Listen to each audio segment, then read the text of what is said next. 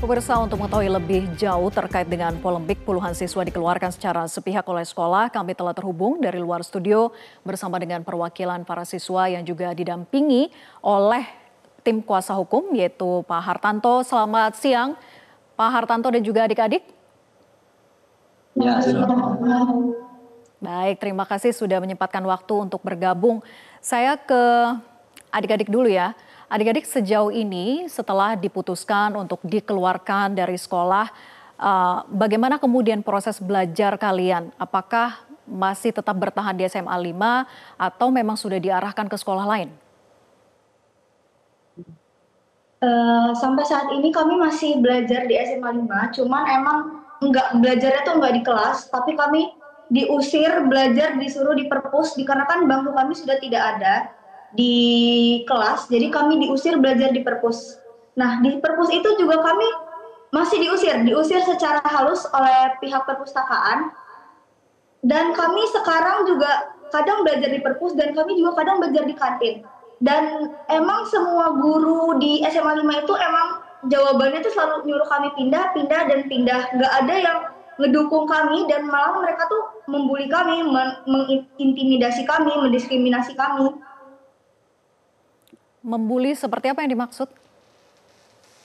Jadi misal nih ya, kayak kami ini udah berkali-kali nyoba untuk masuk kelas, tetapi mereka mereka nggak ngizinin kami buat masuk kelas. Mereka bilang kalau kalian namanya udah nggak ada di data Dapodik, kalian nggak bisa masuk kelas. Nah, dan nilai kalian tuh nggak akan muncul, percuma kalian masuk kelas. Jadi mending kalian pindah ke sekolah aja. Saat kalian Sedangkan kami sudah mengikuti proses belajar mengajar selama kurang lebih 1 bulan lebih. Kalian memilih untuk tetap bertahan, belajar, ini artinya kalian belajar secara mandiri? Di kantin, di perpustakaan, belajar gitu ya? secara mandiri. Kalau kita runtut ke belakang, bagaimana sebetulnya proses kalian mendaftar, proses seleksi apa yang sudah dilalui pada saat itu?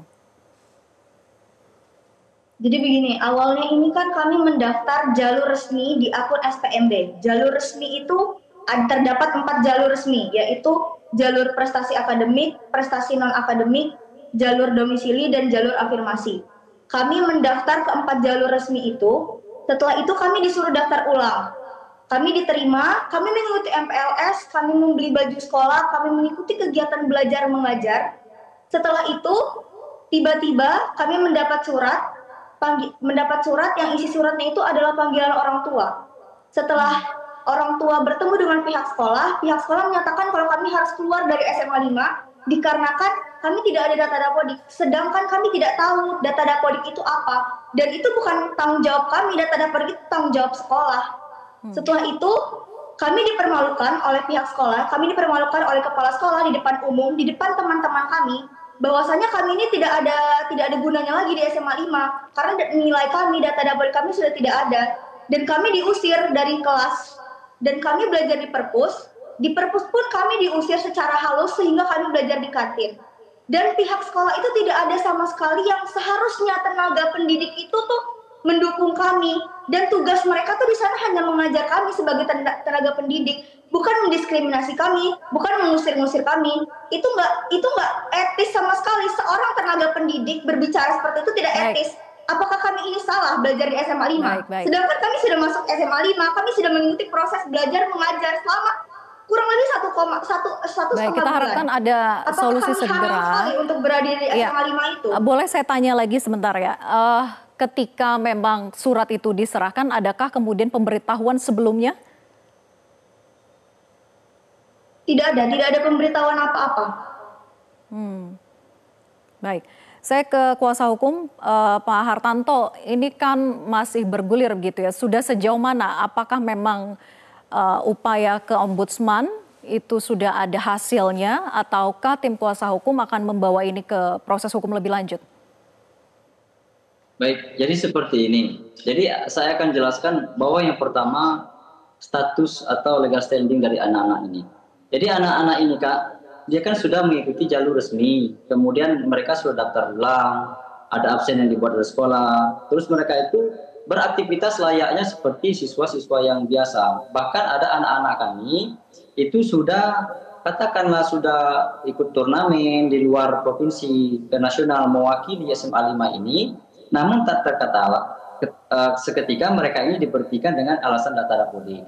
Karena pandangan kami, mengingat ini kan anak ini masuk dulu, baru pemilihan data dapodik. Nah inilah yang sangat kami sayangkan. Sebenarnya anak kami ini bukan tidak terdaftar, tidak didaftarkan oleh SMA 5 ke data dapodik. Nah inilah yang jadi permasalahan. Karena di sini mereka juga menilai itu pada proses SPMB itu ada kekeliruan yang kami laporkan ke Ombudsman, di mana dugaan kami ada maladministrasi. Jadi kota satu angkatan itu kan 432 siswa. Namun dalam pengumuman kelulusan itu, siswa yang lulus itu 332. Nah ada sisi 98 ini. Nah diduga itu dimanfaatkan oleh oknum yang di sekolah untuk memasukkan anak-anak katakanlah diduga tidak sesuai dengan jalur. Karena mengapa? Terhadap data-data sekolah yang sekarang ini itu ada anak yang tidak diterima statusnya kemarin masuk data dapodik, kemudian cadangan masuk dapodik. Nah ada yang paling fatalnya diduga itu kami sudah membaca LHP dari inspektorat. Kalau versi inspektorat itu ada 10 orang anak itu yang tanpa jalur tapi masuk ke lokal dan dapat dapodiknya, dikeluarkan dapodik atau daftarkan dapodik oleh SMA 5. Nah kalau versi kami ada 19 anak yang tidak melalui daftar tapi dia terdaftar data dapodik. Nah hari ini Ombudsman sudah mengeluarkan LHP bahwa perbuatan yang dilakukan oleh kepala sekolah dan juga panitia itu maladministrasi dan perbuatan katakanlah tidak sesuai dengan prosedur. Maka dari sini tadi kami menganggap artinya proses SPMB itu memang benar-benar tidak dilaksanakan sesuai prosedur sehingga merugikan anak-anak kami ini. Itu saja. Jadi tim kuasa hukum menduga ada oknum yang bermainkan kuota siswa ini sehingga diperjualbelikan atau bagaimana? Ya itu tidak tahu apakah sifatnya dijual beli atau seperti apa. Yang jelasnya data fit itu kan jumlahnya tadi seperti saya jelaskan satu angkatan itu kan 432. Sedangkan dalam pengumuman kelulusan itu yang diumum lulus itu 334. Jadi ada selisih 98 anak yang tidak diumumkan. Nah kalau ini dikasih ruang untuk anak-anak kami ini yang masih bertahan ada sekitar orang 15 atau orang 12. Itu masih cukup untuk mengisi kota 98 ini tadi. Nah inilah timbul kejanggalan. Di sisi lain anak-anak kami ini kan anak di bawah umur beda perlakuannya dengan orang-orang dewasa. Karena mengapa? Ketika anak-anak ini dia ingin ke sekolah itu, ya pikirannya ke sana, Kak. Karena mengapa? Sama seperti dia ini kan anak-anak yang baru selesai SMP. Jadi pola pikirannya beda. Ketika dia menginginkan sekolah di sana dan mereka sudah membaur selama 2,5 bulan, mereka mendapat kabar bahwa mereka akan dikeluarkan. Di sinilah beban psikisnya yang sangat saya sayangkan. Apalagi sifat guru itu yang selalu ingin mengusir mereka, selalu ingin keluar seperti itu. Dan bahkan saat ini itu bangku di sekolah tidak ada lagi, Kak. Bangku sekolah tidak ada lagi. Mereka belajar kadang ke perpus, belajar sendiri bawa buku, kadang ke kantin. Kami coba ke HAM yang untuk menjamin anak-anak ini. Kami meminta HAM untuk kasih rekomendasi atau memberikan himbauan kepada kepala sekolah itu untuk biar anak ini masuk dulu sebelum permasalahan ini selesai. Ya, Pak Hartanto, singkat saja. Ini kan masalah kuota yang disampaikan karena tidak sesuai dengan aturan Permendikdasmen, maka mereka hanya bisa menampung 432 siswa karena kelebihan tadi kemudian dikeluarkan. Nah, dengan alasan tidak masuk data dapodik itu, dugaan maladministrasi di situ ataupun ada oknum yang memang sengaja tidak memasukkan daftar anak-anak yang memang sudah terdaftar secara legal begitu.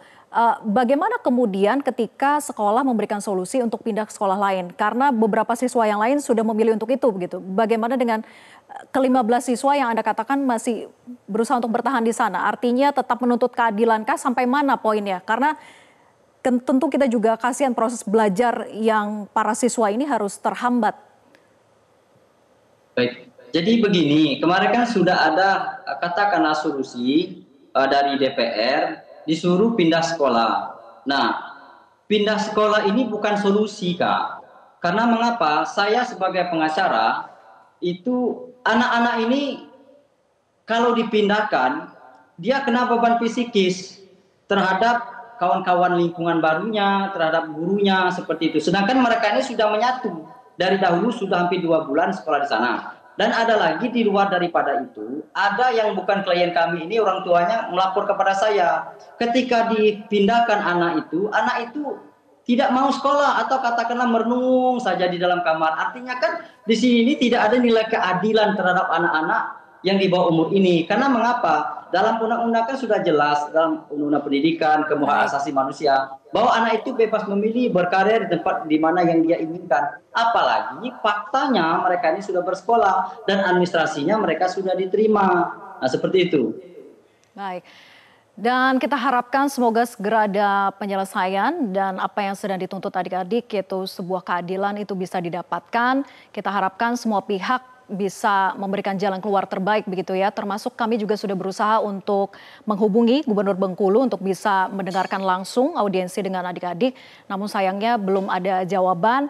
Kita tunggu bagaimana nanti. Terima kasih Pak Hartanto kemudian juga adik-adik yang sudah bergabung bersama kami di Metro Siang.